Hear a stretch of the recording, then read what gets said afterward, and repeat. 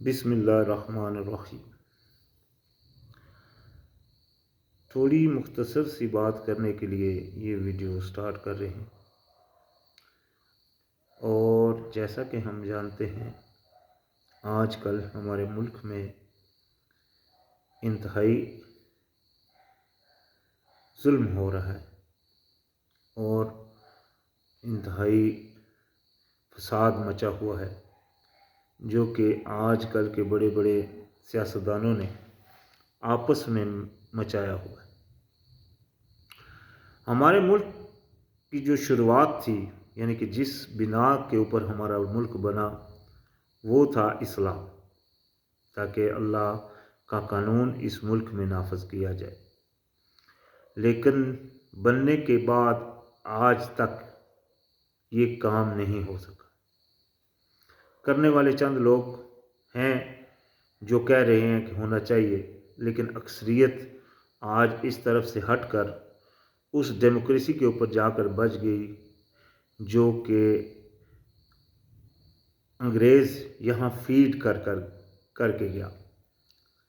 یعنی کہ وہ انگریز جو یہاں آیا تھا اس سے پہلے بادشاہی نظام تھا، اور اس نظام میں کئی جگہوں کے اوپر جو بادشاہ تھے، جیسے شاہ جہان ہو گیا وغیرہ، تو ان میں انہوں نے اللہ کا قانون نافذ کیا ہوا تھا، کہیں کہیں کچھ تھا۔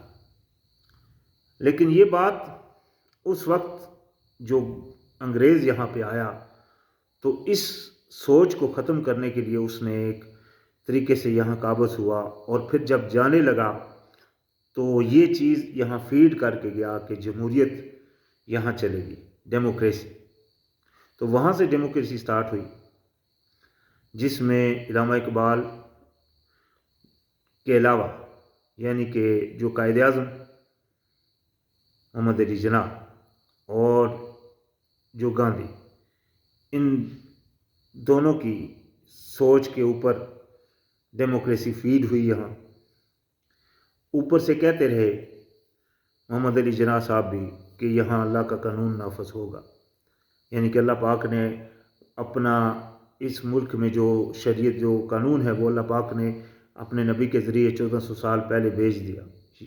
یہ انہوں نے اپنے بیانوں میں بیان دیے تھے، لیکن اس کے بعد یہ ہوا نہیں کبھی بھی۔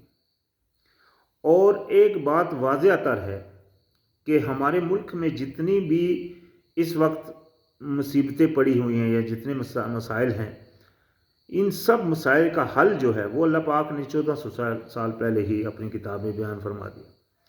اگر آج ہم اس کتاب کو یہاں نافذ کر لیں تو معیشت انشاءاللہ وہ خسارے کا شکار نہیں ہو سکتی۔ کیوں؟ کیونکہ اللہ پاک نے اس میں ہر چیز کا حل رکھ دیا۔ یہ بات پکی ہے، یہ بات ہر کوئی مانتا بھی ہے، لیکن جس طرح ماننے کا حق ہے اس طرح نہیں مانتا، یقین نہیں کرتا، اس لیے اس کو نافذ نہیں کر رہا۔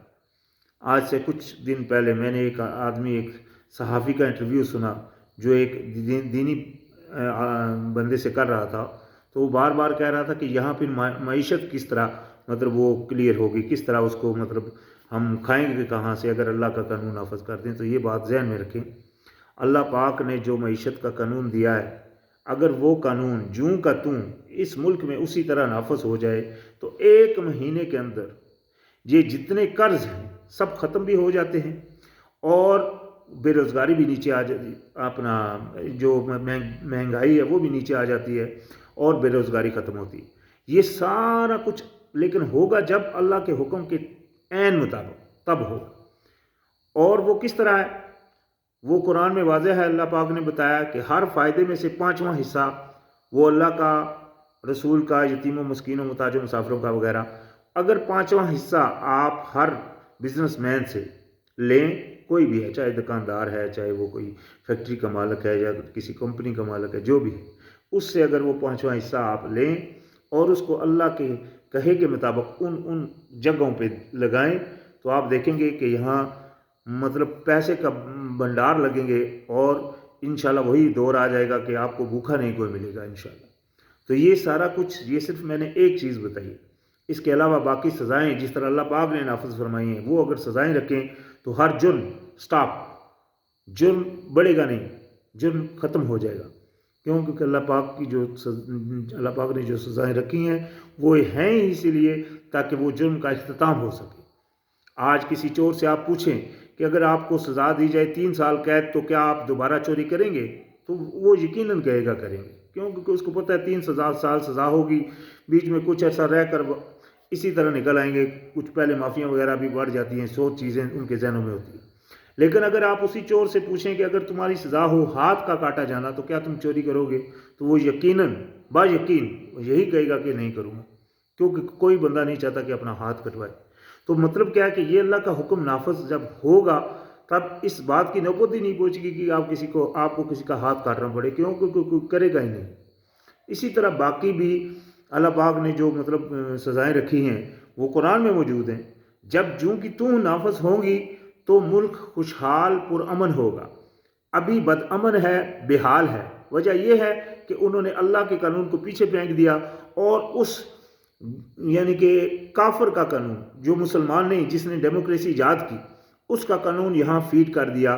تو وہ لازم بات ہے ابھی یہ نہ ادھر کے رہے نہ ادھر کے، بیچ میں لٹک رہے ہیں اور بس مارے پڑ رہی ہیں، اپنی غربت کی بھی مار، اوپر سے یہ ظالم حکمران، اوپر سے وہ دوسرے جو طاقتیں ہیں ان کا دباؤ، تو یہ سارا بالکل دبے ہوئے ہیں اور ملک میں حالات بالکل زیرو ہیں اور ملک کے لوگوں کے حالات بہت ہی خستہ ہیں۔